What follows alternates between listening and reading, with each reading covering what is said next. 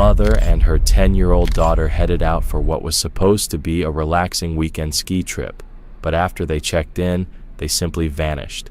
Their clothes and bags were still in their room, no signs of struggle, no clues left behind. Despite months of searching by locals and authorities, covering every trail, every ravine, every abandoned cabin, the mountain gave nothing back. For 7 years, the case remained a haunting mystery. But then, in a remote part of the mountain that had long been closed to the public, a group of hikers stumbled upon something buried in the snow, something that would finally explain the truth about what happened on that winter weekend. And it wasn't the story anyone expected. On the edge of Silver Grove, as the morning sun stretched across the snow-covered ground, Jacob Leitner sat, hunched at a worn table in his backyard.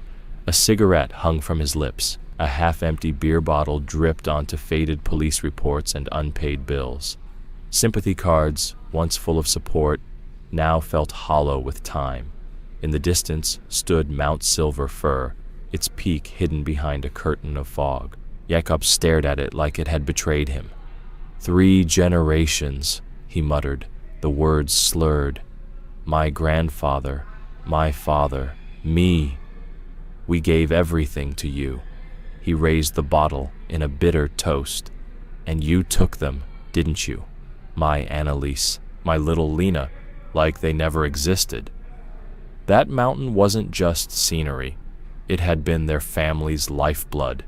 His grandfather helped build the Silver Fir ski resort, which turned into a thriving winter getaway.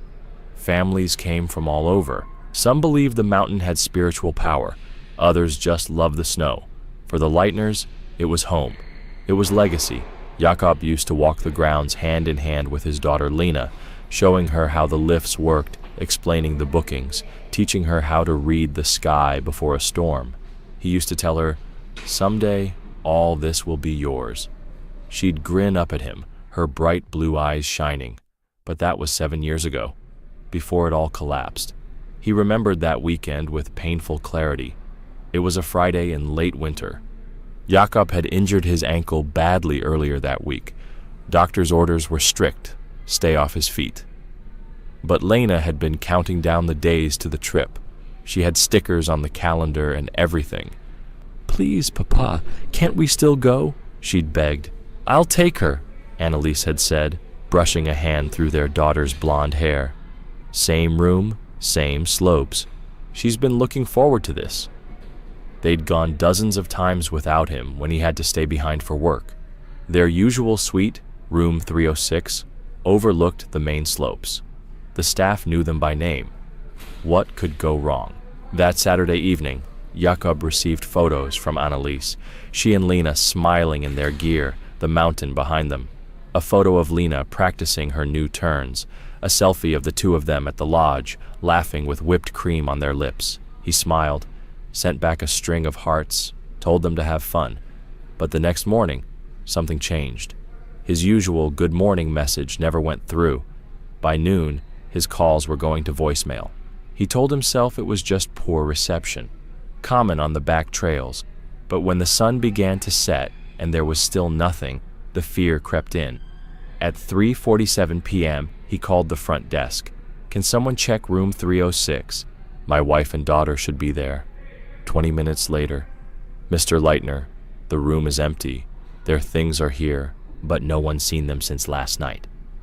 Everything after that was a blur. Calls to police, searches of the resort, officers arriving as the sky went dark. By Monday morning, it had become a full-scale operation. Helicopters, dogs, volunteers. The town came together. For weeks they combed the wilderness. They found hidden cabins, long-abandoned shelters, even illegal dwellings, but not a trace of Annalise or Lena. The first year, Jakob held on to hope. Maybe they were trapped somewhere, waiting. The second year, he made silent promises to the sky if just one of them was alive. By the third year, he only wanted closure. Now, 7 years later, the mountain holds an annual vigil on the date they disappeared. Jacob still climbs parts of it, sometimes with volunteers, often alone. But what no one knew was that the truth had been waiting all along, buried in the snow, beyond the marked trails, in a place no one thought to look. Sometimes Jacob still joined the few remaining volunteers who hadn't given up, but he no longer managed the resort himself. Walking those halls, seeing those slopes, pretending life was still the same when his own had fallen apart, it became unbearable. He didn't even notice the cigarette burning down until it scorched his fingers, snapping him out of his thoughts. He cursed and dropped it, realizing too late that the beer bottle had tipped while he dozed, soaking his shirt. Then came the piercing ring of the kitchen phone, each chime driving into his aching head. He stumbled to grab it on the fifth ring. "Leitner," he said, voice hoarse. "Mr. Leitner, this is Detective Harrison with the Bureau," said a crisp, professional voice. "We need you to come to Mount Silver immediately." Jacob's heart lurched. "What happened?" "We've recovered evidence related to your wife and daughter's disappearance," the agent replied. "There's a helicopter waiting for you at Silverfeld Airstrip. We need you to confirm some items found at Raven's Shelf." Jacob gripped the counter, stunned. "Raven's Shelf? That area is off limits. What kind of evidence?" "I'd prefer to discuss that in person, sir." "Please, the aircraft is waiting." Then the line went dead. For a second, Jacob stood frozen. Then the adrenaline kicked in. He tore off his beer-soaked shirt, threw on thermal gear and his heavy winter coat, and rushed to lace up his boots. His hands trembled. Could this really be the break they'd waited for all these years? The drive to the airstrip was just 20 minutes, but it felt endless. At the gate, an officer ushered him toward the helicopter already warming up. He climbed aboard, fumbling with the harness, pulling the ear protection over his head as the rotors whined into motion. They flew over familiar ground, but from this height, it all looked unfamiliar.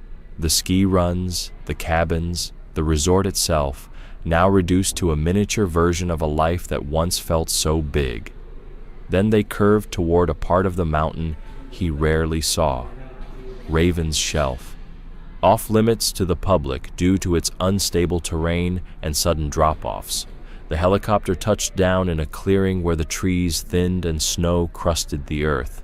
Agents and officers had already set up a perimeter. Cold air clung to their breath like smoke. Jacob stepped out, ducking beneath the spinning blades. Then he heard someone call his name. It was Thomas, a ski instructor Jacob knew from the resort. 3 other employees stood with him, all wearing the same grim expression. "What are you all doing here?" Jacob asked. Thomas looked uneasy. "We were running avalanche safety drills for certification in the restricted zone. That's when I saw something red under the branches and rocks." Detective Harrison stepped forward, holding a clear evidence bag. Inside was a small red hoodie. Jacob's knees went weak. "Does this belong to your daughter?" the agent asked softly. Jacob took the bag with trembling hands. He didn't need to unfold it. He knew that tiny heart embroidered on the pocket. Annalise had sewn it herself, and the little repair on the sleeve where Lena had once caught it on a fence. "Yes," he whispered. "She was wearing this the day they left. I'm sure of it." Thomas nodded. "I remember it from the missing person posters. We've all seen them around the resort." Harrison held up a second evidence bag. This one contained a man's winter jacket, high-end with strange pocket designs and stitching that didn't look like anything local. "This was found about 20 meters from the hoodie," the detective said, "hidden under deadfall. We believe it may be connected." Jacob studied it closely. The material wasn't standard gear. It was custom, expensive, not from around here. "I don't recognize it," Jacob said, "but maybe someone at the resort might." "That's the hope," Harrison replied. "We lost the security footage from that season, but people remember odd details. Someone might recognize the make or the stitching." Jacob kept looking back at the hoodie. It didn't make sense. How had it ended up here, so far from any trail? "Can you show me exactly where you found these?" he asked. Thomas led the way to a cluster of rocks near a dangerous drop-off. The hoodie had been wedged beneath snow-covered branches, like someone had tried to conceal it. The jacket had been found farther off, nearly buried beneath pine needles. Jakob stood there in silence, trying to imagine the scene. Was it an accident? A confrontation? Why were the clothes separated? And where were the bodies? "We'll expand the search grid starting from here," said Detective Harrison. "But first, let's return to the resort and see if anyone can place that jacket. Even the smallest lead could unlock the truth." As they walked back toward the helicopters, Jacob paused and turned to Thomas. "You and the others, thank you," he said. "For still searching after all these years. I know what this has done to the resort's reputation." Thomas met his eyes, quiet, respectful. What he said next would change everything. The young instructor shifted uneasily. "We all cared about Lena, Mr. Leitner. She was practically the resort's mascot, and your wife was always kind to everyone. We never stopped hoping." The helicopters lifted away, carrying Jakob toward answers he both needed and dreaded. As the resort's chalet rooftops came into view, he clutched Lena's red hoodie, the first solid link to her in 7 years. The aircraft set down on the resort helipad. Silver Fir Ski Resort sprawled below, exactly as he remembered, yet suddenly foreign. Staff emerged from the buildings, relief at seeing Jacob mixing with worry at the FBI presence. Margaret, the longtime front desk manager, hurried over. "Mr. Leitner, it's wonderful to have you back." Her smile wavered when she saw the detectives. "Is everything okay?" "Please gather everyone in the conference hall," Jakob said. "All staff, including outside instructors. It's important." Within 20 minutes, the room was full. Lift operators, housekeepers, maintenance crews, ski coaches, old faces and new, all watching Jakob with quiet concern. Detective Harrison held up the evidence bag containing the custom jacket. "We're hoping someone recognizes this," he told them. "Maybe you remember a guest or staff member wearing something like it 7 winters ago. Any detail could break this case." Agents ushered employees one by one into a side room for private interviews. Jakob waited by the window, gazing at the slopes where families zigzagged down beginner runs and instructors guided wobbly first-timers, scenes that once filled him with pride. "Jakob," he turned to see Matthias Brandt stepping out of the interview room. The veteran instructor looked much the same. Athletic build, sun-weathered face, relaxed confidence born of a lifetime on the snow. They shook hands. "It's been too long," Matthias said. Margaret mentioned they found Lena's hoodie near Raven's shelf, and a man's jacket. "After all this time, I'm so sorry. I hope it gives you answers." He checked his watch. "My advanced group starts now. Duty calls." "Of course," Jacob said. "Thanks for talking to the agents. If that jacket jogs a memory, let them know." Matthias squeezed Jakob's shoulder. "Good to have you back, even under these circumstances." Then he headed for the equipment shed, needing a moment of normalcy. Jacob followed at a distance. Outside, sunlight blazed on fresh snow, while Matthias gathered 8 students, mostly girls between 10 and 14. Jakob stood near the shed, far enough not to intrude, close enough to observe. Matthias demonstrated a carving drill, graceful and precise. The children copied him, laughing at their own wobbles. This, Jakob thought, was what the resort had always been about, passing on skills, building confidence, creating memories. He pictured Lena, imagining she might have been an instructor herself one day. Then something unsettled him. Matthias helped a blonde girl, maybe 12, adjust her stance. His hands lingered at her hips, slid down to reposition her thighs, then pressed along her lower back. The girl gave a nervous giggle as his hands moved to her shoulders and arms. Jakob frowned. He had watched instructors his whole life. A brief touch to correct posture was normal, but this felt excessive, too close, too long. As the lesson wrapped up, Matthias doled out high fives. "Great work, everyone. Hot chocolate in the lodge? A dark-haired girl, slightly older, hesitated. Mr. Brandt, I need the restroom, she said. I'll walk you, Matthias offered instantly.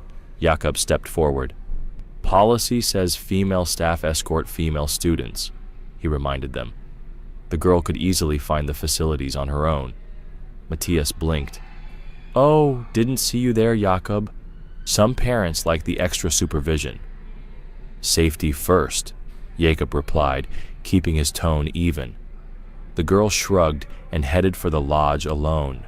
Detective Harrison, noticing the brief exchange, approached but seemed to chalk it up to routine resort matters, for now. Jakob, however, felt a chill that had nothing to do with the mountain air. Something about Matthias's attention toward the girls set every instinct on edge, and in that moment, Jakob realized the evidence on the mountain might not be the only secret waiting to be uncovered. Mr. Leitner, Detective Harrison said, approaching with a final update. We've finished the initial staff interviews. We'll head back and run the usual checks, cross-reference responses, see if anything links to that jacket. I'll be in touch tomorrow.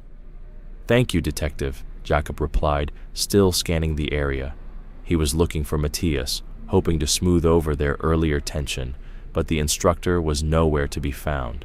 Only the clean arc of ski tracks leading away, vanishing into the trees. An odd unease settled in Jakob's chest, quiet but persistent. Once the last police vehicle disappeared down the mountain road, Jakob stood alone in the lodge lobby. The familiar scent of pine wood and fireplace drifted through the air. Skis clinked softly in the distance. It felt like time had folded in on itself. He climbed the stairs to the third floor, each step echoing down the hall, and paused outside room 306. His hand trembled slightly as he turned the key. The door opened on a room frozen in time. Everything looked exactly as it had 7 years ago. He crossed to the bookshelf and pulled out a thick photo album, its cover worn smooth from years of hands turning its pages. Sitting heavily on the couch, he opened it, instantly transported to better days. There were photos of the resort's early years, his parents beaming beside the original lodge, a humble building tucked into the mountain's base. Then came his childhood on skis, his wedding to Annalise in the chapel, Lena's first birthdays, her wide, toothless smiles beneath winter hats. He turned another page and stopped cold. Lena, about 8 years old, was posing with her ski school group. Kneeling beside her was Matthias, one arm draped casually around her shoulders. Jakob's eyes narrowed. The jacket Matthias wore in that photo was navy blue, with white accent panels, distinct seam lines, and uncommon pocket shapes. He fumbled for the digital camera in his coat. On its tiny screen, the photo of the jacket recovered that morning. Same structure, same custom stitching. The only difference? Time had weathered one of them. A chill ran down Jakob's spine. Between that jacket and what he'd witnessed earlier on the slopes, something didn't sit right. Snapping the album shut, he headed straight downstairs to the front desk. Margaret looked up from her computer. Mr. Leitner, everything okay? I need to see Matthias Brandt's current teaching roster, and if possible, his class lists from 7 years ago. Margaret nodded, fingers flying across her keyboard. Of course, just give me a moment. The printer sputtered to life, gradually producing the documents. Jakob studied them under the desk lamp. The numbers painted a pattern he couldn't ignore. Around 80% of Matthias's current students were girls. The same trend appeared in the old records. Quick question, Jakob asked casually. Do parents specifically ask for Matthias, or is that just how the schedule shakes out? Margaret paused, thinking. You know, now that you mention it, he is popular with the moms. They say he's good with shy kids, builds trust, especially with girls who are nervous their first time. Jakob nodded, though her words stirred something in him again. Lena had been shy about tackling harder slopes. Matthias had been encouraging, maybe too encouraging. Could I borrow your phone? Of course. He didn't need to look up the number. Some things stick forever. The line rang 3 times before Matthias answered.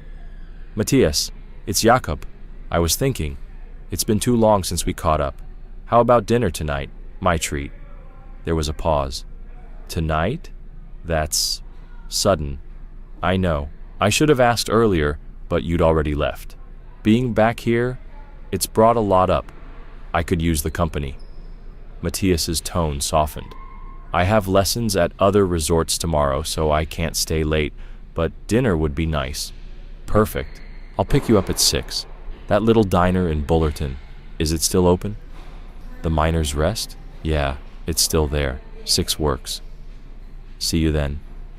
Jacob hung up, and Margaret quietly cleared her throat. I hate to bring this up, she said, but while you're here, there's a leak in the old storage room downstairs. Hot water tank again. It's flooding a bit. Jakob sighed, back to reality. Show me. He grabbed his things, the photo album, the class rosters, and followed her down a narrow staircase to the basement. She opened the door, and a wave of warm, damp air spilled out, thick with the scent of mildew and old wood.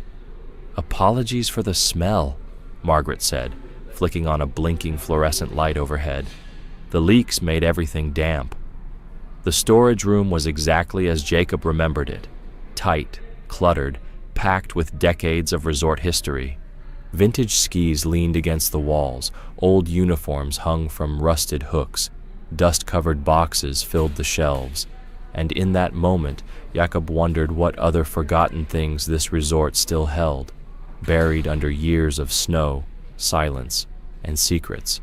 Dusty promotional banners drooped in the corners, and precarious stacks of old boxes leaned on rust-speckled shelving. Margaret guided Jacob to the back wall, where the hot water tank squatted like a tired iron frog.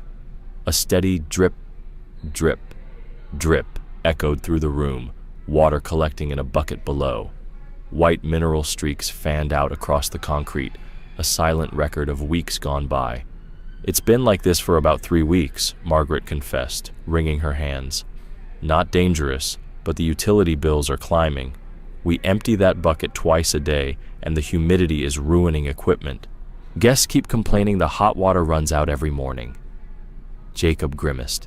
He knew why he'd missed her emails, mounting mail at home, ignored calls, the fog of grief. Call Hendrickson's Plumbing first thing.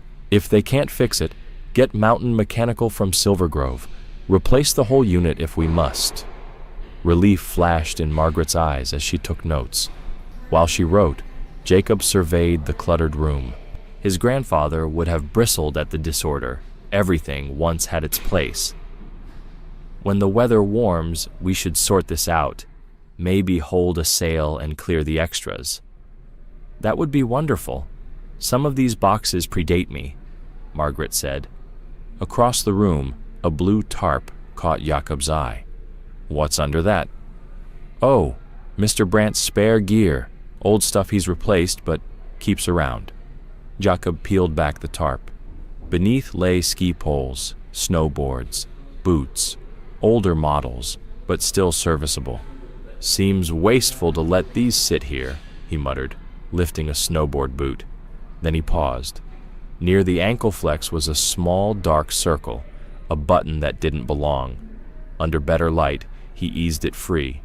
In his palm lay a tiny round camera, no bigger than a coin.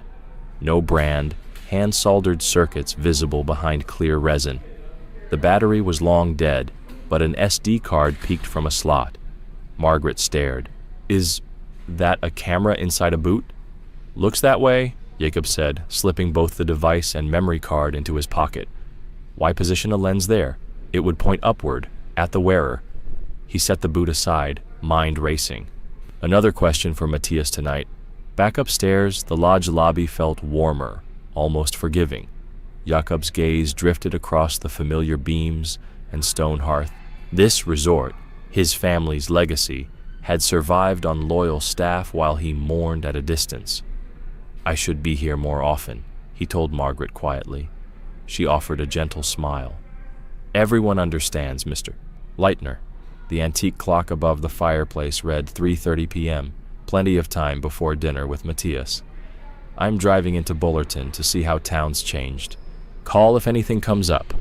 In the parking lot, Jacob placed the snowboard boot carefully in his back seat.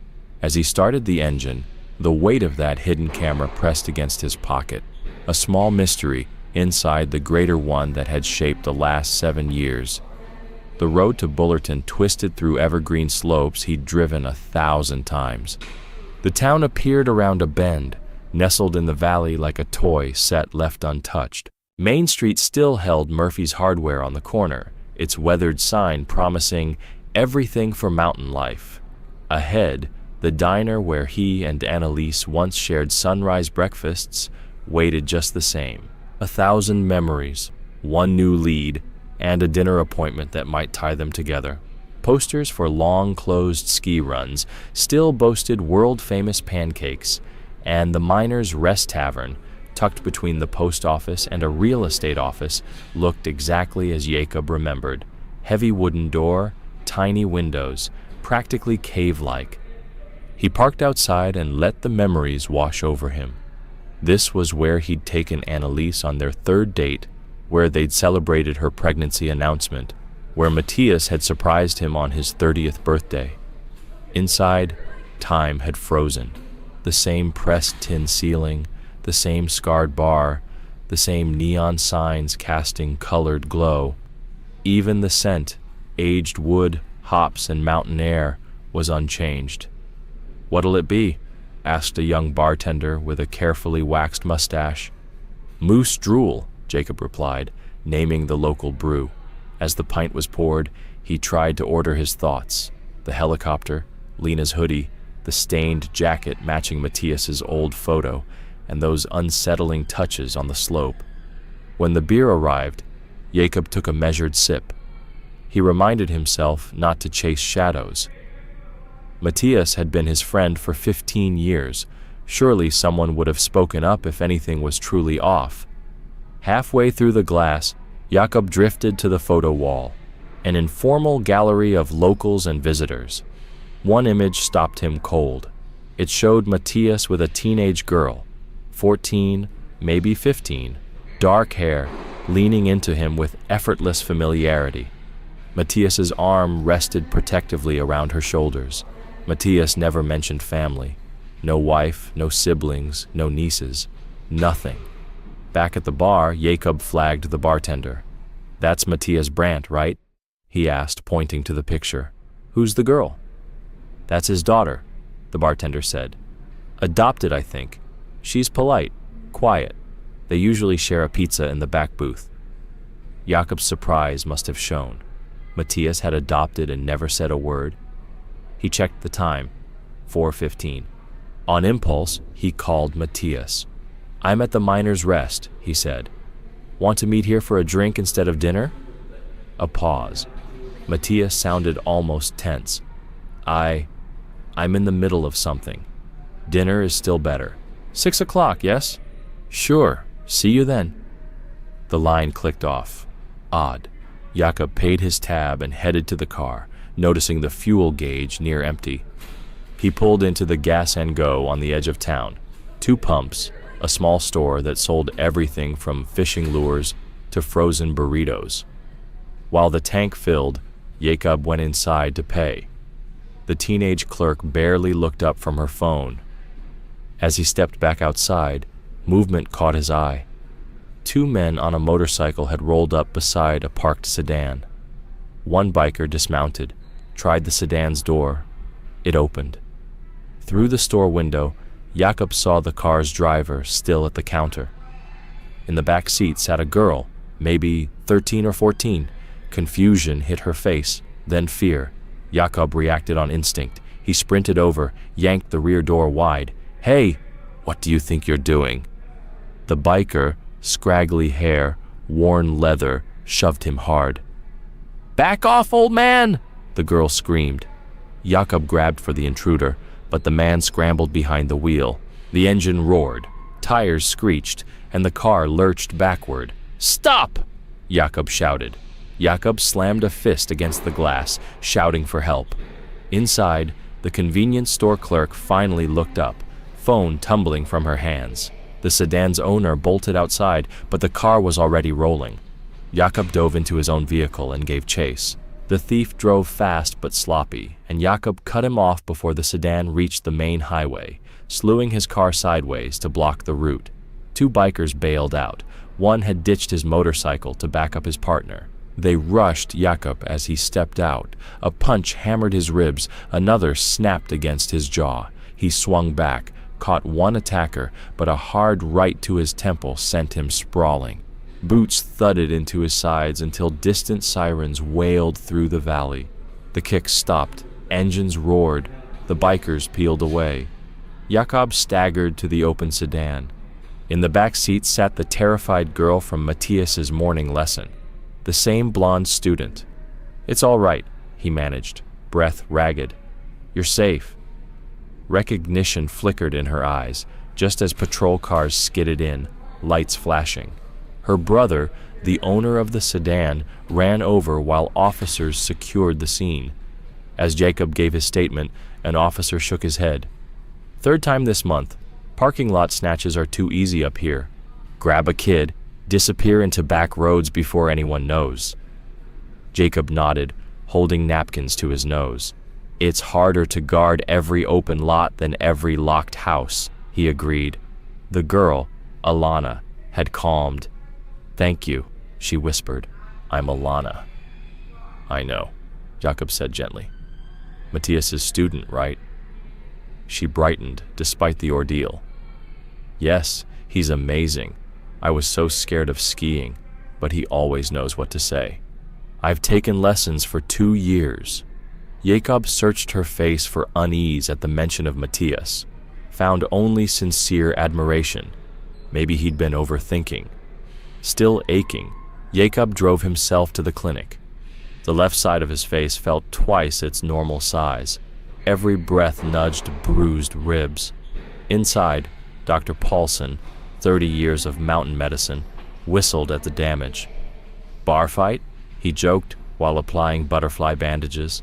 "Something like that," Jacob muttered. As the doctor worked, Jacob rang Matthias. "Jacob, are you on your way?" the instructor asked. "Had a mishap at the gas station. Won't make dinner," Jacob said, explaining the attempted abduction. It was Alana in the car. "She's okay?" "Shaken but safe. I'm getting patched up now." Jacob hesitated. "But could I still swing by for a quick visit? A drink, catch up, then I'll head home." A long pause. "If it's important, sure. Drop by when you're done." "Great. See you soon." 20 minutes later, bandaged and bruised, Jacob left the clinic. One eye was swelling shut. Each inhale reminded him of hard-toed boots. He stopped at Mountain Spirits and bought a bottle of Macallan 12, their old celebratory scotch. If he was going to talk to Matthias tonight, he'd need the... Jacob pulled into the quiet street at the edge of town. Matthias's house stood just as he remembered, a modest 2-story with white siding and green shutters. He'd visited countless times over the years, but tonight, something felt different. All the curtains were drawn. Odd. Matthias was the kind of person who always complained about needing sunlight. Jacob knocked. Silence. He raised his hand to knock again when the door unlocked. "Whoa, Jacob!" Matthias blinked at the bandages. "You look rough." "Thanks," Jacob said with a lopsided grin, wincing as it tugged at his bruised lip. "Sorry for the delay," Matthias added. "I was just cleaning up."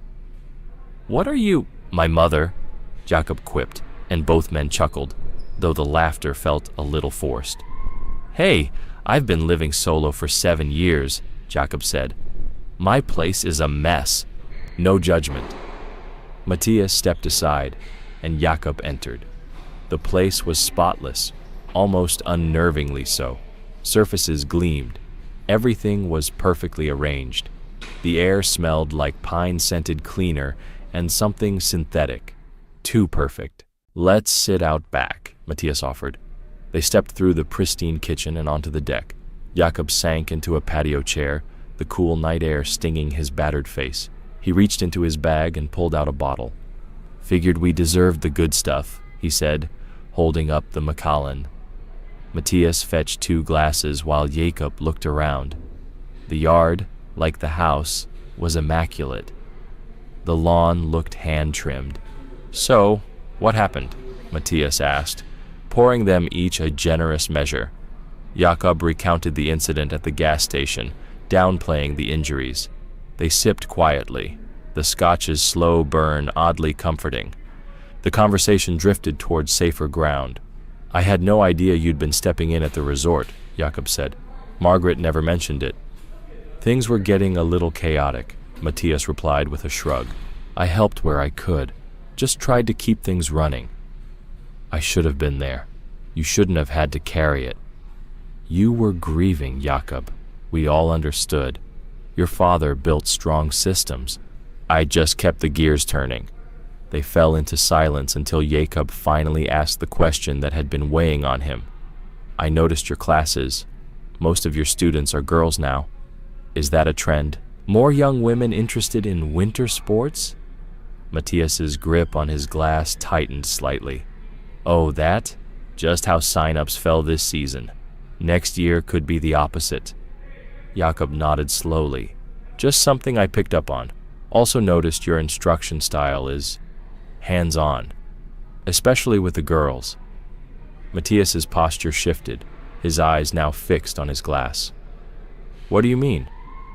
"Just that you might want to be cautious. These days, people notice things. Parents can be sensitive." "You're right," Matthias replied, forcing a laugh. "Totally right. I'll be more mindful." He stood abruptly. "Actually, let me show you something upstairs." I turned the guest room into a hobby space. "Got some gear you'll want to see." Jacob followed, noting how Matthias kept glancing back as they climbed.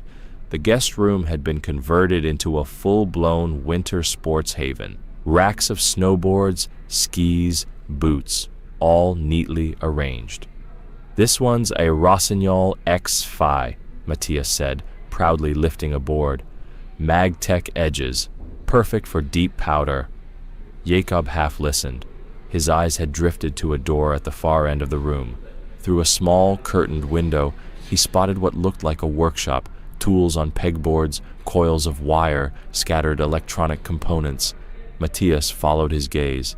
"Ah, that's just my little repair area. Boards take a beating. I fix them myself now. Cheaper than the shop." "You're doing your own repairs now?" Jacob asked. "Didn't know you were into tech." "Picked it up over the years," Matthias said quickly. Jacob reached into his coat. "Speaking of tech," he held up the small device he'd found earlier. "Know what this is?" Matthias froze. "What is that?" "Found it embedded in one of your old boots. Looks like a camera to me." I've never seen that before." Jacob stepped toward the workshop door, peering through the glass. On the far wall, a newer snowboard leaned in the corner, with a nearly identical device embedded at the ankle flex point. Below the table, he spotted coils of wire. A tray of SD cards sat nearby. Jacob turned to him. "You've got one installed right there. This version's just newer. What's it really for?" Matthias's voice was tight. "They're for testing. Board flex, responsiveness, internal footage. It's technical data." Jacob locked eyes with him. "With the camera facing upward?" There was a pause. "Show me," Jacob said quietly. Jacob held up the tiny SD card. "If it's just technical footage, let's watch it right now." For a split second, the two men, once close friends, locked eyes, tension thick as ice. Then Matthias moved, not toward the laptop, but toward the gear rack. He yanked down a snowboard and swung it like a bat, smashing Jacob across the back. Jacob dropped to his knees, pain flaring through already bruised ribs, the camera device skidding across the floor. Matthias lunged for it, but Jacob grabbed his ankle, sending them both sprawling.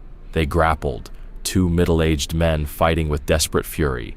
Matthias landed a few wild punches before Jacob's hand closed around a ski pole. He jammed it against Matthias's throat. levering himself upright. "What's on those recordings?" Jakob wheezed. "What are you hiding?" Matthias laughed. No warmth, only contempt. "You've always been blind, too weak to see the truth." Jacob's voice cracked. "Did you take Anneliese and Lena? Where are they?" "Someplace you'll never find," Matthias hissed. 7 years, Jacob. You searched everywhere, except the right place." He wrenched the pole free, flipped it, and drove the metal tip into Jakob's gut. Jakob doubled over as Matthias bolted through the doorway and slammed it behind him. The lock clicked. "Matthias!" Jakob hammered on the door. Heavy footsteps thudded down the stairs. A girl's voice drifted up, soft, confused. Then a car engine roared outside. Jakob spun to the workshop door, kicked it open, and burst into the cluttered room. Monitors, hard drives, tools scattered everywhere. He snatched a coil of wire from the bench and hurried back to the locked door. Hands shaking, he picked at the simple residential lock. 3 tries, and it popped.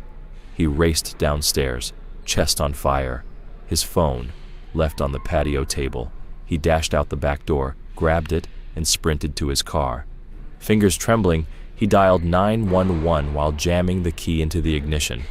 911, what's your emergency?" "This is Jacob Leitner," he panted. "I need units at 428 Pine Street right now. The resident, Matthias Brandt, just confessed to involvement in my daughter's disappearance and fled with a teenage girl. I believe she may be Lena Leitner. Case open with the FBI. Stay calm, sir. We're dispatching officers. Can you give a vehicle description?" I don't know the plate, but my resort manager has his info on file.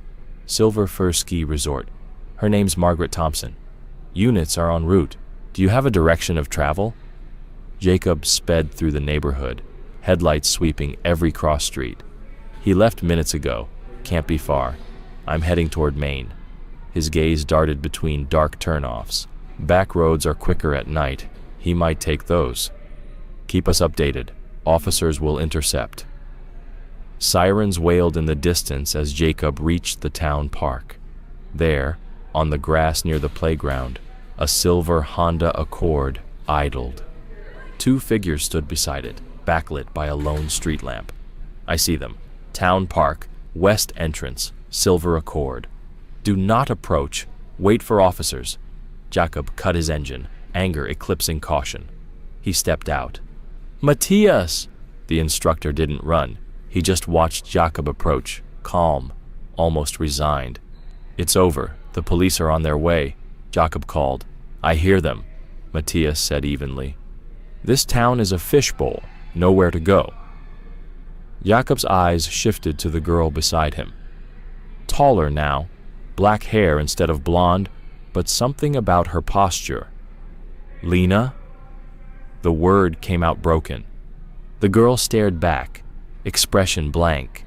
No recognition, no spark. Jacob's heart cracked. "What did you do to her?" he demanded. "Drug her?" Matthias laughed. "Never needed to. Lena chose to stay with me. Tell him, sweetheart. Tell him how you feel." The girl remained silent, gaze distant. Jacob clenched his fists. "She doesn't even know who I am." "That's because she doesn't want to," Matthias said softly. Sirens grew louder.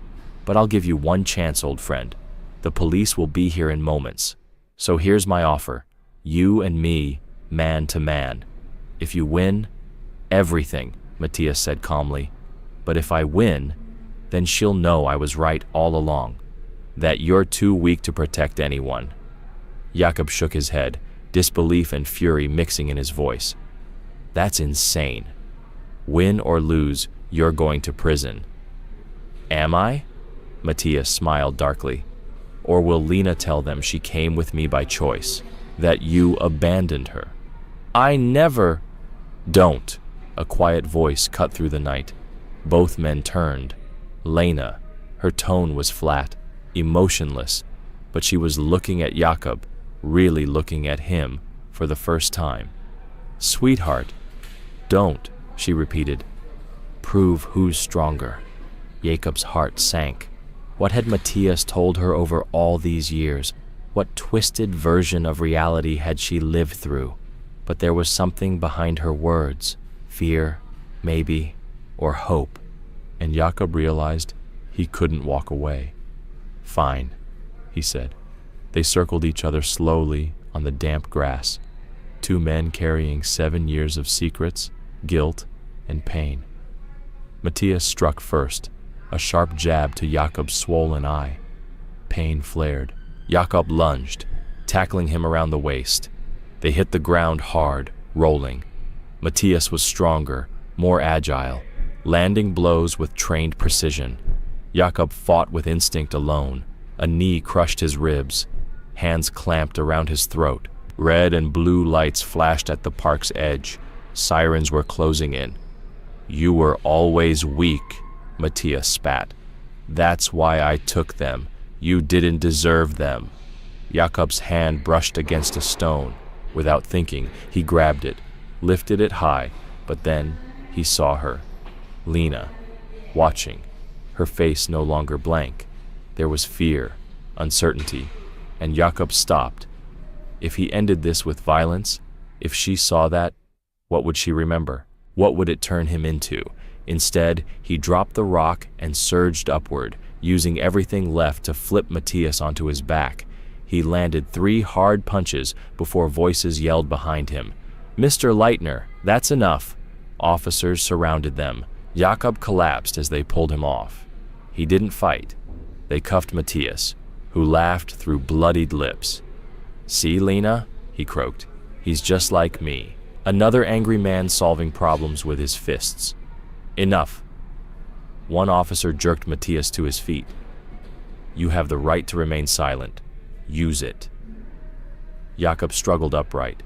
His eyes locked on Lena. She stood frozen, arms wrapped around herself. A female officer approached her gently. "Honey, I'm Officer Chen. Are you hurt?" Lena didn't answer. Jakob stepped forward slowly, keeping his voice soft. "Lena, it's me. It's Papa. Do you remember me?" Nothing. Then her face cracked. "You weren't there," she said. "You were supposed to protect us, and you weren't." Jakob's knees nearly buckled. "I know," he whispered. "I'm so sorry." Her words poured out, 7 years of silence, breaking. Mom slipped on the ice. She hit her head. There was blood. So much blood. Matthias found us. He said he'd help, but she never woke up. He told me it was your fault, that you didn't come because you didn't care. "Lena!" Jakob's voice trembled. "I wanted to be there. I couldn't walk. I hurt my ankle." Her voice cracked. "But he protected me. When you couldn't, he did." Jakob swallowed hard. "The police found his jacket near your hoodie. There was blood on it. They're testing it now. Lena, I think he hurt your mother." Confusion flickered across her face. "My hoodie? The red one, from that day." "No." She shook her head. "He said, when I was ready to let go of my old life, I should give it to him, as a sign that we could be family, and more, that no one could take us apart." The meaning hit Jakob like a hammer. Officers exchanged glances. One of them, Officer Chen, stepped forward, her voice calm and steady. "Sweetheart, we need to get you looked at, okay? The ambulance is here." Paramedics arrived with a gurney. Lena looked lost, 17 years old but fragile, like the scared 10-year-old she once was. "Matthias said he loved me," she whispered. "He taught me things. Let me dye my hair so people wouldn't recognize me. When we went out, they thought I was his daughter. Just his daughter." Jakob's fists clenched. Every part of him wanted to rip through the squad car and drag Matthias out. But instead, he breathed deep and steadied his voice. "What he did was wrong, Lena. None of it is your fault." I liked him," she said. The words shattered him. He was kind, gentle, He made me feel special. I know you're confused, Officer Chen said gently, but you're safe now. Let's make sure you're not hurt, okay? As the paramedics lifted her onto the stretcher, she looked back one last time. I don't know what's real anymore. I'm real, Jacob said softly, and I never stopped loving you, not for one day. As the ambulance doors closed, a detective stepped beside him.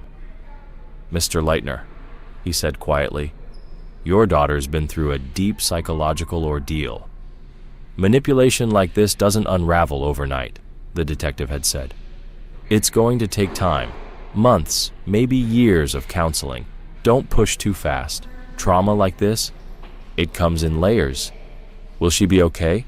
Jakob asked. With proper care, yes. We've already contacted forensic specialists, but the key now is to meet her where she is, not where we want her to be. Jakob nodded slowly. In the distance, he could still see Matthias through the back window of a police cruiser, bloodied but smiling. A paramedic approached. Are you riding with her? I'll follow in my car, Jakob replied. He knew Lena needed space. She wasn't ready, not yet. The ambulance pulled away, lights flashing, siren off. Jakob stood in the quiet of the park, alone again. His daughter was alive, but the look she'd given him still stung more than any wound. It hadn't been recognition, it had been distance. 7 years of searching, only to feel like a stranger, but she was alive, and for now, that had to be enough. At the hospital, fluorescent lights buzzed above hard plastic chairs. The smell of antiseptic lingered in the air, unable to cover the human sorrow in every corner.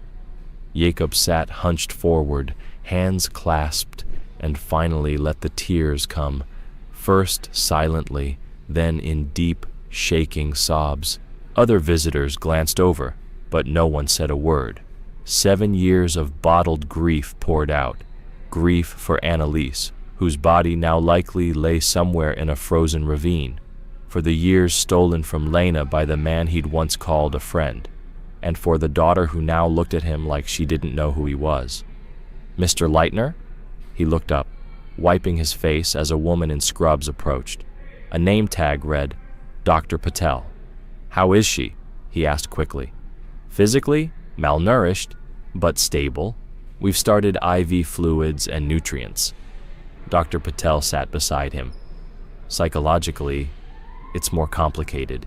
She's showing signs of deep trauma, dissociation, conditioned attachment, confusion. Can I see her? Dr. Patel's voice was kind but firm. She's refusing visitors, especially you. Right now, forcing interaction could do more harm than good. Jacob nodded, his heart cracking further. I've waited 7 years. I understand. But for now, she needs rest. Tomorrow, with a counselor present, we'll try again. His phone buzzed. Mr. Leitner, this is Officer Danforth from Bullerton PD, the voice said. I wanted to update you on the incident at the gas station. We've arrested both individuals. And? They've confessed, said they're associates of Matthias Brandt. They also claim to have information relevant to your daughter's case. Jakob closed his eyes, exhaustion washing over him. I'll come in. She doesn't want to see me anyway. Understood. We've already posted an officer outside her room. She's protected. Thank you, Jacob said softly. When he reached Lena's room, Officer Williams was already on post. Young, alert, steady. No one goes in without hospital approval, Jacob instructed. Understood, sir. She's safe. The drive to the station blurred past. In the passenger seat sat the snowboard boot, the piece of gear that had shattered everything open. Inside, Jacob was led to a sterile interview room that smelled faintly of old coffee and bleach. Detective Harrison entered with a thick case file. Mr. Leitner, thank you for coming. I know today's been a lot. Jacob leaned forward. Just tell me what you found. Let's start with your statement, Harrison said. Jacob recounted the entire day, the park, The confrontation, the SD card. He placed the snowboard boot on the table, showing where the hidden lens had been. We recovered multiple devices like this, Harrison confirmed, from Brandt's house, plus hard drives, computers, SD cards. What was on them? Harrison paused, clearly uncomfortable. The individuals arrested earlier, one's a technician. He built custom micro cameras for Matthias. They were recording content. What kind of content? Jakob asked. Technically, it's all clothed. Footage filmed during lessons, angles that focused on how fabric moves, a very specific visual fixation. The recordings were then shared in closed groups. Jacob's stomach turned. He was filming his students. For years, Harrison said quietly, and monetizing the footage, privately, selectively. Jacob closed his eyes. All those mornings, all those smiles, all that trust, all while pretending to help her, he whispered. He was building a library and constructing a lie, Harrison added, one she lived in for 7 years. He started with boots, Harrison explained quietly, to capture walking angles, then shifted to board-mounted cameras, testing different placements to capture certain movements. And he wasn't just recording for himself, he had a network of buyers. Jacob's brow furrowed. But they were just wearing winter clothes. The detective's voice darkened. Exploitation doesn't require nudity, Mr. Leitner. These individuals target the everyday, the unawareness of the girls, being filmed without knowing. That's what they sought. Jakob felt sick. All those students, he whispered, thinking of Alana, of the praise parents gave Matthias, how beloved he was, how trusted. People specifically requested him for shy daughters, said he built confidence. They never questioned it. Classic pattern, Harrison said. Grooming. He built trust, targeted vulnerability, earned loyalty from both children and parents. Jacob braced himself. And my daughter? What did he say about that weekend? Detective Harrison opened the file and read from the transcript. Brandt confessed to fixating on Lena well before that trip. When he saw her and your wife arrive without you, he saw an opportunity. He approached Annalise that morning, claimed there was storm damage near one of the outlying cabins, suggested she check it out, said Lena would enjoy skiing to Raven's Shelf. Jacob's hands were shaking. Harrison's tone turned colder. Once there, he attacked Annalise from behind, used a ski pole, claimed she hit her head during the fall. But the trauma, the blood on his jacket, it points to something intentional. Jacob stared at the floor, barely breathing. He disposed of her body in a ravine, then took Lena to a modified cabin, one he'd been working on for years. It wasn't on official maps. It had a hidden underground room. We searched every structure. Not this one, Harrison said. He designed it to avoid detection. For months, while the entire community searched, he participated. He comforted you. All the while, he knew exactly where she was. Jakob gritted his teeth. What did he do to her? The detective answered quietly. He told Lena you'd left her, that you didn't care. Then he isolated her, controlled the books she read, the things she watched. He was her only connection to the outside world. Jakob's voice broke. When did he take her to his home? 3 years ago. By then, he had full control. She believed his version of the story. The hair dye? Her idea, supposedly. A way to start over. He encouraged it, told her to throw away the red hoodie as a symbol of leaving her old life behind. And the relationship? Harrison's jaw tensed. He claims it began 2 years ago. He insists it was mutual, said he wanted something both romantic and familial. His words. She was a child, Jacob said, stunned, isolated, traumatized. She couldn't have consented. You're right, Harrison said. This wasn't love. This was calculated. Grooming. Your daughter was manipulated by someone she trusted. Jacob sat silently, overwhelmed. Then Harrison added, "He blames Margaret for keeping the old gear, called her incompetent for not discarding it like he asked. She kept those boots because they were still usable," Jacob said, "and thank God she did." "We're going to need full access to the resort," Harrison continued. "There may be more victims, more footage, more families who trusted him. Whatever you need. There's also the matter of his buyers.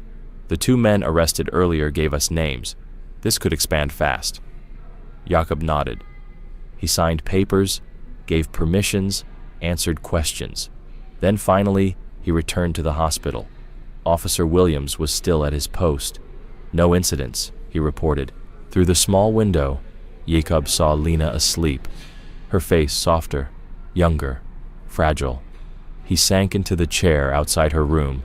He would stay, as long as it took. As exhaustion closed in, Jacob leaned back, eyes heavy. "Annalise, I'm sorry. I couldn't protect you, but I have her now, and I'll do whatever it takes to bring her back. I swear, I'll be the father she needs, even if it takes the rest of my life." The lights hummed overhead, and just outside his daughter's door, a broken man began his long, quiet vigil to reclaim what a monster had stolen.